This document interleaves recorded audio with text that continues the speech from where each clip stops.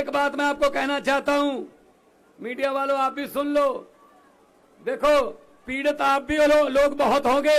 अगर 2024 में ये किसी न किसी तरीके से खुदा ना खास्ता ये आ गए तो नरेंद्र मोदी का नाम नरेंद्र मोदी नहीं रहेगा, नरेंद्र पुतिन बन जाएगा भाई साहब।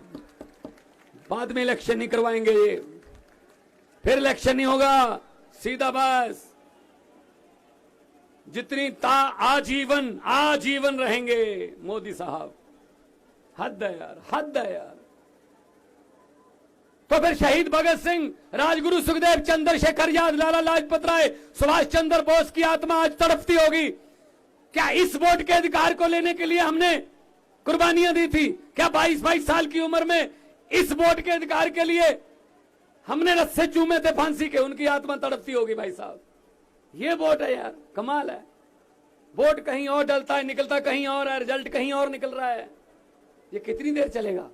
तो आपका यहां पे आना हमारे लिए इसलिए सुखद है कि हम लड़ेंगे, जैसा कि गोपाल भाई कह रहे थे, लड़ेंगे और जीतेंगे। और पंजाब से आया हूं, सबसे बड़ी लड़ाइयां पंजाब ने लड़ी हैं। देश की आजादी की लड़ाई में 90% कुर्बानियां पंजाबियों की हैं भाई साहब। आज भी बॉर्डर पे पंजाबी खड़े हैं। कोई गोली दुश्मन देश से भारत की तरफ आती है, सबसे पहले पंजाबी सीना उसके सामने होता है, पंजाबी सीना। तो हम ऐसे कैसे लूटने दे देंगे अपने देश को? हम ऐसे कैसे किसी के हाथ में देश को दे देंगे? हमने लिया, हमारे पुरखों ने कुर्बानियां दी हैं भाई साहब। ये कौन है? ये कौन है हमें देशभक्ति का सर्टिफिकेट देने वाले? ये कौन है सर्टिफिकेट देने वाले?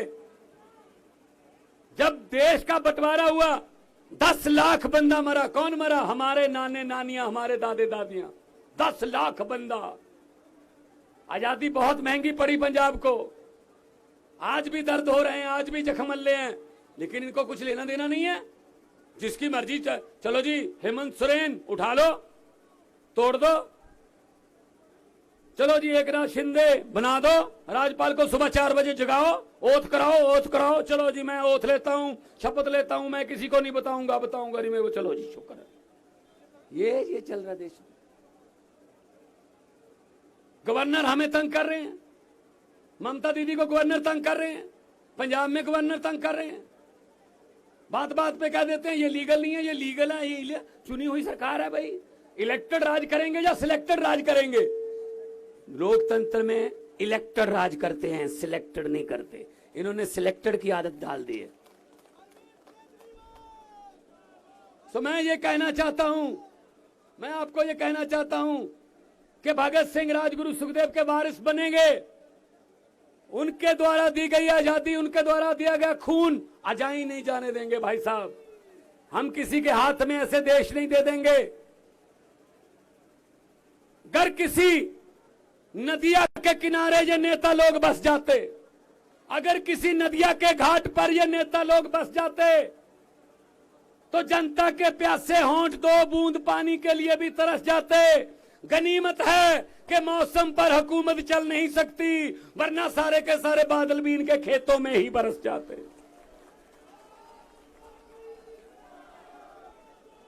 सारी वोटें इनकी होती हैं बस। जिसको मर्जी डालो, वोट बीजेपी को होती है बस। हद है। बिहार में जिसको कह रहे थे ये है, वो तोड़ दी सरकार। ये ऐसे कर लो जी, अब ऐसे कर लो। इन्होंने ऐसे बना रखा है देश को, जैसे शतरंज की खेल होती है। ये गोटी यहां रख दो, ये यहां रख दो, राजा यहां रख दो, प्यादा यहां रख दो, वजीर यहां रख दो। ऐसे बना रखा है। इसके लिए हमको आगे आना होगा। आपका आना सुखद है, हमारे लिए सुखद है आपका आना, क्योंकि ये लड़ाई अकेले केजरीवाल नहीं लड़ सकते। अरविंद केजरीवाल जी ने तो शुरू किया था काफिला। अब ये काफिला बहुत बड़ा बन चुका है। पूरे देश में करोड़ों केजरीवाल पैदा हो चुके हैं। एक केजरीवाल को अंदर करने की सोच रहे हो? केजरीवाल को तो अंदर कर दोगे, इसकी सोच को कहां कैद करोगे? इसकी सोच को